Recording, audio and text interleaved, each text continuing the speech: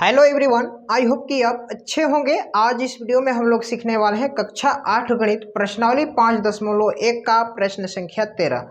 इससे पहले वाले क्वेश्चन को अभी तक आपने नहीं देखा है तो इस वीडियो के डिस्क्रिप्शन बॉक्स में हम लिंक दे देंगे, वहां से आप जाकर देख सकते हैं। तो ज़्यादा टाइम को वेस्ट ना करके आइए वीडियो को स्टार्ट करते हैं।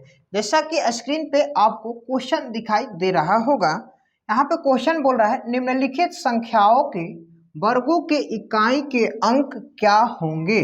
ठीक है, यहाँ पे बहुत सारी संख्याएं दी हुई है और बोल रहा है इन संख्याओं के वर्गों के इकाई के अंक क्या होंगे। बस हमें क्या करना है, फाइंड करना है इकाई का अंक। क्या करना है जी, इकाई का अंक ज्ञात करना है। तो ज्यादा हमें डीप में जाने की जरूरत नहीं है। आप सोचिए क्या अब इतना बड़ा बड़ा संख्या है, इसका हमें स्क्वायर निकालना होगा, इसका वर्ग निकालना होगा? जी नहीं, हमें जितना क्वेश्चन में पूछा है बस उतना ही जवाब देना है। क्वेश्चन में बोल रहा है संख्याओं के वर्गों के इकाई के अंक क्या होंगे।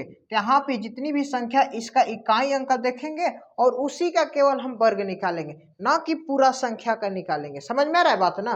तो चलिए वीडियो को स्टार्ट करते हैं। वीडियो को लास्ट तक देखिए, आपको जरूरी से समझ में आएगा। ठीक है, देखिए फर्स्ट क्वेश्चन है 25। क्या है जी? 25। तो 25 का इकाई अंक यानी कि 25 का हमें क्या करना है, सबसे पहले इसका वर्ग निकालना है। ठीक है, तो वर्ग हम नहीं निकालेंगे, हमें केवल इकाई अंक से मतलब है, केवल हम इकाई अंक का ही वर्ग निकालेंगे। ठीक है, तो अब देखिए यहाँ पर 5 है, तो 5 का स्क्वायर करेंगे तो क्या होगा? आप बोलिएगा सर 25 होगा। ठीक है ना, यानी कि 5 इकाई अंक पूछा, इसलिए हम इकाई अंक का ही वर्ग निकालेंगे, पूरी संख्या को नहीं निकालना है। समझ में आ रहा है ना? अब 5 का बोल रहा है तो 5 का स्क्वायर करेंगे तो क्या होगा? 25। अब देखिए 25 का इकाई अंक क्या है यहाँ पर, ये इसको हम बोलते हैं इकाई अंक। तो यहाँ पर आप लिख दीजिए इकाई अंक बराबर, इसमें इकाई अंक क्या रहा है, देखिए 5 का स्क्वायर किए आया 25, 25 का इकाई अंक क्या है? 5, जो कि इस क्वेश्चन का करेक्ट आंसर हो गया। ठीक है, सेकेंड नंबर क्वेश्चन है, देखिए 64। क्या है जी? 64 है, तो 64 का हम इकाई अंक का स्क्वायर करेंगे। हम क्या करेंगे? इकाई अंक का। तो 4 का यहाँ पे स्क्वायर करेंगे तो क्या होगा? आप बोलिएगा सर 16 होगा। क्या होगा जी? 16 होगा। तो अब देखिए 16 क्या है, 16 में इकाई अंक क्या है, तो यहाँ पर हम लिखेंगे इकाई अंक बराबर, देखिए यहाँ पे स्टार्टिंग वाले को ही इकाई बोलते हैं, तो यहाँ पर 6 है तो 6 इस क्वेश्चन का आंसर हो जाएगा। ठीक है, फिर देखिए 3 नंबर क्वेश्चन है यहाँ पे 272।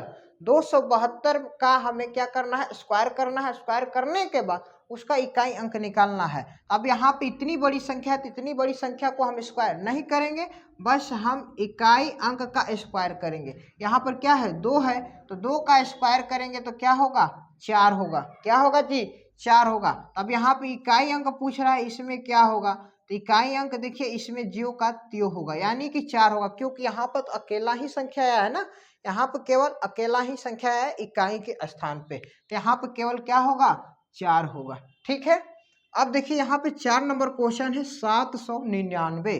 तो 799 का इकाई अंक हम निकालेंगे तो यहाँ पे 9 होगा। 9 का हम स्क्वायर करेंगे तो होगा 81। स्क्वायर का मतलब समझ में आ रहा है ना? वर्ग। ठीक है ना, 9 गुणे 9 इक्वल 81। ठीक है, तो यहाँ पर 81 हो गया। अब इसका हमें क्या करना है? इकाई अंक निकालना है। तो आप सिंपली आप यहाँ पर लिख दीजिए इकाई अंक बराबर, देखिए 81 में इकाई अंक क्या है? इधर वाले को इकाई बोलते हैं, इधर वाले को दहाएं। तो यहाँ पे इकाई के स्थान पे क्या है? 1 है, तो यही इसका क्वेश्चन का करेक्ट आंसर हो जाएगा। ठीक है, उसी तरह 5 नंबर क्वेश्चन है 5423। अब इसका इकाई अंक देखेंगे क्या है? 3 है। क्या है जी? 3 है, तो 3 का हम स्क्वायर करेंगे तो होगा 9। क्या होगा? 3 का स्क्वायर करेंगे होगा 9। तो इकाई अंक पूछ रहा है, अब देखिए यहाँ पे 9 में इकाई अंक क्या है? आप बोलिएगा सर 9 ही है। क्यों? क्योंकि यहाँ पे खुद ही इकाई अंक में है, अकेला अंक है, तो यहाँ पे इकाई अंक उसी को बोलेंगे। ठीक है, अब देखिए यहाँ पे 6 नंबर क्वेश्चन है 2467। 2467 में इकाई अंक देखेंगे तो सबसे पहले 7 निकालेंगे। यहाँ पे इसका इकाई अंक क्या है? 7 है। जब 7 है तो इसका हम स्क्वायर करेंगे तो ये होगा 7 सते 49। क्या होगा जी? 7 सते 49 होगा। तो यहाँ पे इसका इकाई अंक क्या निकल कर आएगा? 4। जी नहीं, 4 नहीं होगा। 4 आपका दहाई का अंक है। यहाँ पे इकाई का अंक ये स्टार्टिंग पॉइंट वाला होता है, यानी कि 9। तो ये जो हो गया आपका आंसर हो गया। एक बात और हमने आपको बताया था, क्या बताया था?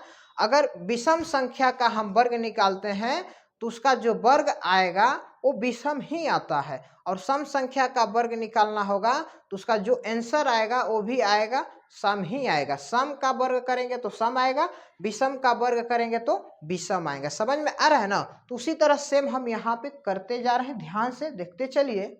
अब देखिए यहाँ पे 7 नंबर क्वेश्चन है 5438। क्या है जी? 5438। तो इसका इकाई अंक देखेंगे क्या है? 8 है। 8 का हम स्क्वायर करेंगे तो ये होगा 8 अठाई 64। क्या होगा? 8 अठाई 64 होगा। तो यहाँ पर सिंपली हम लिखेंगे इकाई अंक बराबर, देखिए इकाई अंक क्या है यहाँ पे? इकाई के जगह पे है 4, जो कि इस क्वेश्चन का आंसर हो जाएगा। ठीक है। अब देखिए यहाँ पे 8 नंबर क्वेश्चन है, यहाँ पे 99,880। अब यहाँ पे इकाई के अंक पे क्या है? शून्य है। अब बताइए शून्य का स्क्वायर कीजिए या क्यूब कीजिए या कितना बार भी गुणा कीजिए, क्यों ना उसका मान क्या होगा? 0 होगा। उसी तरह 0 का स्क्वायर करेंगे या वर्ग करेंगे तो उसका मान 0 होगा। तो अब यहाँ पे इकाई अंक क्या होगा? तो आप लिख सकते हैं इकाई अंक भी इसका 0 होगा। ठीक है। लास्ट क्वेश्चन है, ये देखिए ध्यान से, 43,546। यहाँ पर इसका इकाई अंक निकालेंगे। ठीक है। अब देखिए इकाई अंक क्या है? यहाँ पर 6 है, तो 6 का हम स्क्वायर करेंगे होगा 36। क्या होगा जी? 36 होगा। अब 36 का हम इकाई अंक देखेंगे क्या होगा? तो यहाँ पर लिख देंगे हम इकाई अंक बराबर 36 का इकाई अंक 6 है, जो कि इस क्वेश्चन का करेक्ट आंसर हो गया। आई होप कि 13 नंबर क्वेश्चन आप लोगों को बहुत अच्छा से समझ में आया होगा। अगर नहीं समझ में आया है तो वीडियो को फिर से रिपीट कर कर देखिए, हमें उम्मीद है आपको जरूर समझ में आएगा। वीडियो अच्छा लगता है तो वीडियो को लाइक कर दीजिए, चैनल पर आप पहली बार हैं तो चैनल को सब्सक्राइब कर दीजिए। चलते हैं अब 14 नंबर क्वेश्चन की तरफ। देखिए 14 नंबर क्वेश्चन है, निम्नलिखित संख्याएं स्पष्ट रूप से पूर्ण वर्ग संख्याएं नहीं है, इसका कारण दीजिए। ठीक है।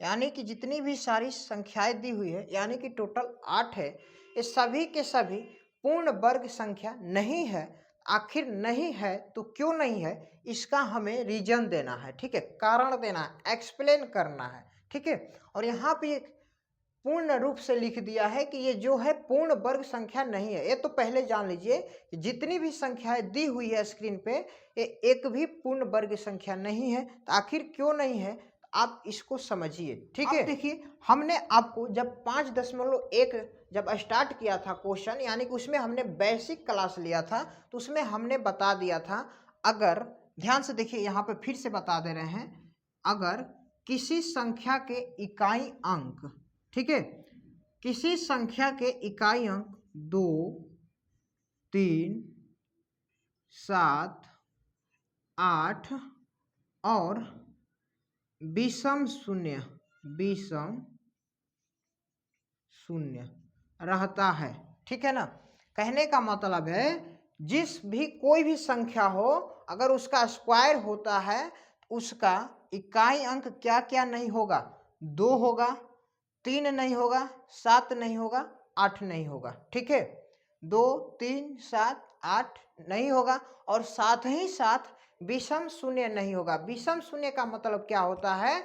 मतलब कि एक विषम संख्या उसे कहते हैं जो 2 से ना कटे। कहने का मतलब है एक विषम शून्य का मतलब 1, 3, 5, यानी कि कोई भी संख्या का वर्ग है उसमें 1 शून्य आ जाए या 3 शून्य आ जाए अंतिम में, या 5 शून्य आ जाए या 7 शून्य आ जाए, यानी कि विषम संख्या के रूप में आ जाए, वो क्या होगा? वो पूर्ण वर्ग संख्या नहीं होगा, वो किसी का वर्ग ही नहीं होगा। समझ पा रहे हैं ना। इकाई अंक 2, 3, 7, 8 और तथा अकेला शून्य रहेगा तो क्या होगा, वो किसी भी संख्या का वर्ग नहीं होगा और ना ही वो पूर्ण वर्ग संख्या होगी। अब देखिए किसमें किसमें है, किसमें किसमें नहीं है, इसका हमें कारण देना है, हम बताएंगे, आप लिख लीजिएगा। ठीक है, देखिए फर्स्ट नंबर क्वेश्चन को देखते हैं। 1052। अब देखिए 1052 क्या है, 1052 किसी भी संख्या का वर्ग नहीं है। क्यों नहीं है, क्योंकि यहाँ पे जो इकाई अंक है क्या है, 2 है। हमने आपको पहले ही बता दिया कि जिस संख्या का इकाई अंक 2, 3, 7, 8 रहता है वो संख्या पूर्ण वर्ग नहीं होती है। तो देखिए यहाँ पे 2 है ना, तो 2 है इसलिए क्या होगा, ये पूर्ण वर्ग नहीं है। फिर देखिए यहाँ पे क्या है, इकाई अंक 7 है, देखिए 7 इसमें भी है तो क्या होगा, पूर्ण वर्ग नहीं है। फिर यहाँ पे देखिए 3 नंबर में इकाई अंक क्या है, यहाँ पे 8 है तो इसमें भी 8 है, तो इसलिए 3 नंबर भी क्या होगा, ये पूर्ण वर्ग संख्या नहीं है। अब चौथा नंबर में देखेंगे तो इकाई अंक क्या है, 3 है, देखिए 3 भी यहाँ पर है इसलिए ये भी नहीं होगा। अब यहाँ पे देखिए पांचवा पॉइंट जो है बहुत ही इंपॉर्टेंट है, यहाँ पे शून्य आ गया है। हमने क्या बोला है कि विषम शून्य, विषम शून्य का मतलब 1, 3, 5, 7 शून्य होना चाहिए। ठीक है, अब देखिए यहाँ पे शून्य की संख्या हम लेंगे तो टोटल कितना शून्य है, 3 शून्य है, यानी कि 3 है तो विषम संख्या का ही न है मान, यानी कि विषम संख्या के रूप में है 3 है तो ठीक है ना। तो 3 है तो ये भी क्या होगा, ये भी नहीं होगा पूर्ण वर्ग। क्यों, क्योंकि यहाँ पे एक और शून्य होता तो ये किसी न किसी संख्या का वर्ग हो जाता, लेकिन यहाँ पे तो है नहीं इसलिए क्या होगा, ये वर्ग नहीं होगा क्योंकि ये विषम संख्या के रूप में है शून्य। ठीक है, अब 6 नंबर क्वेश्चन है, देखिए यहाँ पे इसका भी इकाई अंक क्या है, 2 है, देखिए इसमें 2 आ रहा है इसलिए ये भी क्या होगा, ये पूर्ण वर्ग नहीं होगा। और यहाँ पे देखिए 7 नंबर क्वेश्चन में यहाँ पे जीरो की संख्या 3 है, कितना है जी, 3 है, तो ये भी विषम संख्या के रूप में आ गया। जब विषम संख्या के रूप में आ जाएगा तो ये भी पूर्ण वर्ग संख्या नहीं होगा।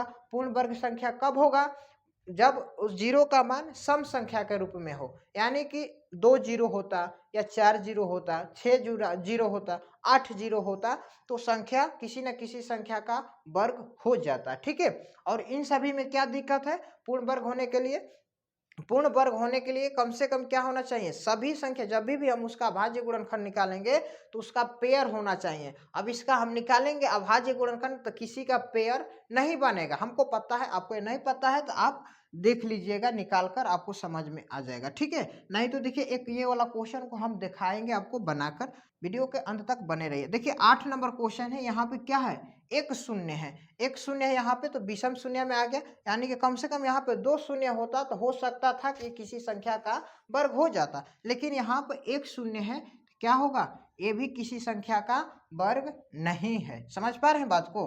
अब देखिए यहाँ पे फर्स्ट नंबर क्वेश्चन को हम सॉल्व करके दिखाएंगे, यहाँ पे इसका अभाज्य गुणनखंड निकालेंगे और दिखाएंगे आपको कि ये पूर्ण वर्ग संख्या है नहीं तो कैसे नहीं है। तो देखिए सबसे पहले हम छोटी संख्या से ले जाते हैं, 2 5 10, 2 दूनी का 4, 2 छके 12, फिर ले जाएंगे 2 से, 2 दूनी का 4, 2 छक 12, 2 तिहाई 6। ठीक है, अब ये किससे जाएगा, अब ये शायद नहीं जाएगा किसी भी संख्या से, ठीक है ना, क्योंकि लंबा हो गया। अब देखिए यहाँ से तो पेयर 2 का बन जाएगा, लेकिन 263 का पेयर बनेगा, आप बोलिएगा नहीं बनेगा। जब इसका पेयर नहीं बनेगा, इसका जोड़ा बनेगा ही नहीं, तो फिर ये संख्या जो होगा ये पूर्ण वर्ग संख्या कैसे होगा, नहीं होगा ना, जी हाँ नहीं होगा। ठीक है, आई होप कि 14 नंबर भी क्वेश्चन आप लोगों को समझ में आ गया होगा। अभी भी डाउट होगा कहीं तो आप कमेंट बॉक्स में कमेंट करके हमसे पूछ सकते हैं कि कहाँ पर दिक्कत है। वीडियो अच्छा लगा हो तो वीडियो को लाइक कर दीजिएगा, चैनल पर आप पहली बार हैं तो चैनल को सब्सक्राइब करके